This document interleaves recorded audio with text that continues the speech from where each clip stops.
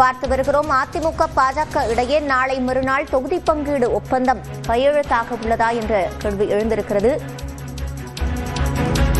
நாளை சென்னை வரும் பாஜக மேலிட பொறுப்பாளர் பியூஷ் கோயல் மாலையில் எடப்பாடி பழனிசாமியை சந்திக்க இருக்கிறார். கூடுதல் விவரங்களை செய்தியாளர் சிவமணியிடம் கேட்கலாம். சிவமணி, விவரங்கள்.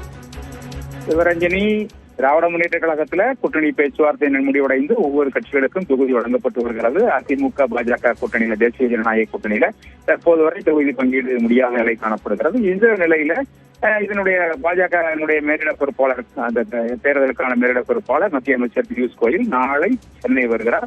தமிழ்நாடு பாரதிய ஜனதா கட்சியினுடைய தலைவர் நயினார் நாகேந்திரன் இன்று திருநெல்வேலியில் இருக்கக்கூடிய நிலையில நாளை காலை இருந்து புறப்பட்டு சென்னை வர இருப்பதாக தகவல் வெளியாகி இருக்கிறது.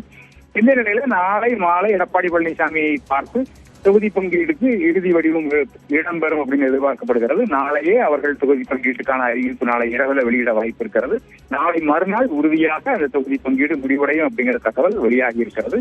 இதற்கான பேச்சுவார்த்தைகள் ஒருபுறம் மறைமுகமாக நடந்து வந்தாலும் கூட நாளை மாலை அல்லது நாளை மறுநாள் காலைக்குள் இந்த தொகுதி பங்கீடு இறுதி வடிவம் பெறும் வெளியாகும் என்ற எதிர்பார்ப்பு ஏற்பட்டிருக்கிறது. அதற்காக நாளை பியூஷ் கோயல் சென்னை வருகிறார்.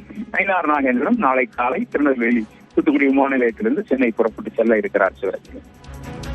விவரங்களை வழங்கியமைக்கு நன்றி சிவமணி.